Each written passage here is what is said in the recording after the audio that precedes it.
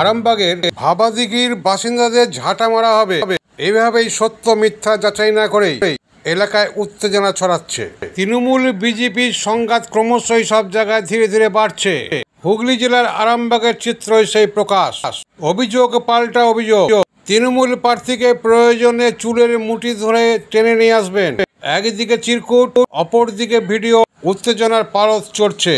তৃণমূল প্রার্থী মিতালি বাগও বলেন, এসবে উত্তেজনা ছড়ানো হচ্ছে, কুৎসা রটানো হচ্ছে। আমাদের প্রতিনিধি চঞ্চল সিদ্ধান্তের ক্যামেরায় ধরা পড়ল সেই দৃশ্য। আরামবাগ কেন্দ্রে তৃণমূল প্রার্থী মিতালি বাগ সম্পর্কে গোঘাটের ভাবাদিঘির এক গৃহবধূর মন্তব্য ঘিরে চাঞ্চল্য ছড়িয়ে পড়ে। প্রার্থী মিতালি বাগ ওই গৃহবধূর মন্তব্যের সত্যতা নিয়ে চ্যালেঞ্জ করেন। উল্লেখ, শুক্রবার রেল আধিকারিকরা ভাবাদিঘির রেল প্রকল্পের জোট কাটাতে পরিদর্শনে এসেছিলেন। তখনই তাদের কাছে ভাবাদিঘির বাসিন্দারা ক্ষোভ দেখাচ্ছিলেন। হঠাৎই এক গৃহবধূ দাবি করেন, তৃণমূলের প্রার্থী মিতালি বাগ নাকি গোঘাটের পচাখালীর সভা থেকে ভাবাদিঘির বাসিন্দাদের ঝাঁটা মারার কথা বলেন। তাই ভাবাদিঘির মহিলারা একজোট হয়ে তাকে একবার দেখতে চান। কাছে পেলে তার সমস্ত চুল টেনে ছিঁড়ে দেবেন, এই রকমই মন্তব্য করেন তারা। এই প্রসঙ্গে মিতালি বাগ বলেন, ওনার বক্তব্য সম্পূর্ণ মিথ্যা। তৃণমূলের প্রার্থী যে দাঁড়িয়েছে, এমপি যে দাঁড়িয়েছে মিতালি বাগ, আরামবাগ লোকসভা যে দাঁড়িয়েছে, এমপি যে দাঁড়িয়েছে মিতালি বাগ, আরামবাগ লোকসভা, সে আমাদের কাঁটালির ওখানে সভা করেছে। কাঁটালির যে পোচাখালী আছে ওখানে সভা করেছে। ওখান থেকে সমস্ত মাইকের চংগুলো আমাদের ভাবাদিঘির দিকে দিয়ে বলছে যে ভাবাদিঘির লোক যদি ভোট চাইতে আসে বা ভাবাদিঘির লোক যদি না তৃণমূলে ভোট দেয় তাহলে ভাবাদিঘির লোককে ঝাঁটা মারা হবে। কিসের জন্য? আমরা বলতে চাই মিতালি বাগ একবার আমাদের ভাবাদিঘির মাটি পা দিয়ে দেখুক। আমরা শুধু মিতালি বাগকে দেখতে চাই যে মানুষটা কি রকম, যে ভাবাদিঘির লোককে ঝাঁটা মারবে বলেছে। কি কারণে ঝাঁটাটা মারবে? ভাবাদিঘির লোক তার কি করেছে? তার পেছনে বাঁশ দিয়েছে না তার পাকা ধানে মই দিয়েছে? ভাবাদিঘির লোক কি করেছে? তো তার ব্যক্তিগত সম্পত্তি নিয়ে তারা লড়ছে। তাদের তো তার মানে মিতালি বাগের তো কোনো ব্যক্তিগত সম্পত্তি কথা বলেনি, তাহলে মিতালি বাগ ঝাঁটা মারবে কিসের জন্য বললো? আমরা মিতালি বাগকে একবার দেখতে চাই যে একবারটি আসুক। মিতালি বাগের চুল আমরা টেনে ছিঁড়ে নেবো। যে আমরা যে বলেছে যে ভাবাদিঘির লোককে ঝাঁটা মারবো, আমরা মিতালি বাগকে একটা চুল রাখুনি, মাথার সব টেনে ছিঁড়ে দেবো। একবার আসুক, শুধু মানুষকে দেখতে চাই আমরা যে আমি বলি ভাবাদিঘির মানুষকে বলি, নববর্ষের প্রীতি শুভেচ্ছা অভিনন্দন, অনেক অনেক ভালোবাসা। কারণ ভাবাদিঘির মায়েরা অত্যন্ত ভালো মানুষ, ভাবাদিঘির মানুষও অত্যন্ত ভালো মানুষ। এখানে আমার অনেক বন্ধু আত্মীয় স্বজন আছে, খুবই ভালো মানুষ। তবে যিনি বলেছেন বিষয়টা আপনাদের মারফত আমি শুনলাম যে ওখানে প্রোগ্রাম করতে এসেছিলেন যে এমপি প্রার্থী মিতালি বাগ, অনেক মাইক বেঁধেছিলেন, ওই দিকে মুখ করে মাইক করে বেশি দেওয়া হয়েছিল।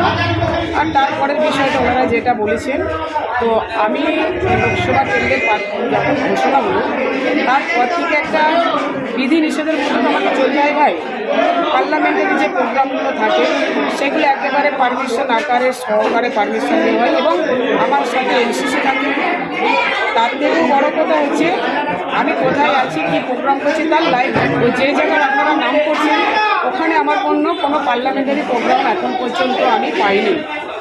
আর যিনি বলছেন মেনলি, যিনি বিশেষ করে বলছেন চিৎকার করে যে মিতালি বাগ, তো এর আগেও ওনাদের যে সবথেকে বড় নেতা, বড় যে বদ্দা, তিনি মিতালি করে চিরকুটের নিয়ে অনেক প্রশ্ন, অনেক কাদা লাগানোর চেষ্টা করেছিলেন। আমি ওনাকে বারবার চ্যালেঞ্জ করেছি যে আমি মাস্টার ডিগ্রি বিয়ে, তো আমি চিরকুটেই যখন নেব তখন অত ছোটো কেন নিতে গেলাম? আমার বাবা কেন বললো তুই অন্য কোথাও নিতে হবে না, তুই ICDSটাই নে। আমার 4 ভাই বোন সবাই শিক্ষিত, তো সেক্ষেত্রে সেইটাও কিন্তু প্রমাণ করতে উনি এখনও পারেননি। ওনারা যাকে সবথেকে বড় মাপের বলে মনে করেন, থেকে যায় যিনি এখন গদ্দার মানুষ, তেনাকে আমি চ্যালেঞ্জ করেছি, তিনি কিছু প্রমাণ করতে এখনও পারেনি আমার সম্পর্কে। আমি একজন নিচু জাতের মহিলা, তো আমি বলেছি কোনো নিচু সম্প্রদায়ের মানুষকে ওনারা ছেড়ে কথা বলছেন না।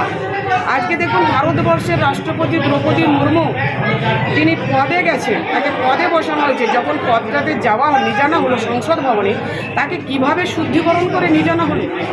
এটা কোন কালচার? আবার রাষ্ট্রপতি দাঁড়িয়ে আছেন, ওনারা বসে আছেন, এই কালচারও দেখেছি। আমি বারবার ওনাকে বলছি, দিদি আপনি আমার থেকে বয়সে বড়, আপনি সম্মানে বড়, আমি যে বার্তা আপনার নাকি দিয়েছি ভাবাদিঘির উদ্দেশ্যে, আপনারা সেই ফুটেজটা একটু দেখিয়ে দেন জনসম্মুখে, তাহলেই দুধ কা দুধ পানি কা পানি। ওদিকে শুভেন্দু আমার চিরকুট নিয়ে ব্যস্ত, আপনি আবার ফুটেজ নিয়ে ব্যস্ত। আপনারা দুজনে ব্যস্ততার মাঝে দুজনেই আমাকে প্রমাণ করুন, একদিকে ভিডিও ফুটেজ, একদিকে চিরকুটের ফুটেজ, ওটাই জনসম্মুখে তুলে ধরলে আমার মনে হয় বেশি ভালো। কিন্তু দুর্নীতি বলে দিলেই ভাই দুর্নীতি নয়, আর আমি কাউকে মারতে গেছি বলে দিলেই কিন্তু মেরে ফেললাম, কথা বলেছি, এটা বলেছি, এটাও কিন্তু নয়। তার মানে এটুকু আজকে পরিষ্কার যে কতটা ভয় পেয়েছি। আমি একটা সাধারণ পরিবারের মেয়ে, একেবারে খেটে খাওয়া করে, কোনোদিন ভাই আট পেটা জুটে তো জুটেই নি, গেড়ি গুগলি খেয়ে উঠে আসে আমি মানুষ। তো এইটুকু বুঝে যাচ্ছে ওরা আরামবাগ লোকসভা কেন্দ্রে যে ভয় পেয়েছে, ওনাদের মধ্যে যে ফাটল ধরেছে, অস্তিত্বটা যে হারিয়ে ফেলছে, এই মিথ্যাটাই তার সব থেকে বড় প্রমাণ। আর মিথ্যা সত্যমেব জয়তে, সত্যের জয় হয় ধর্মের জয়, সময়ের অপেক্ষা থাকুন, সত্যমেব জয়তে। আবারও বলছি।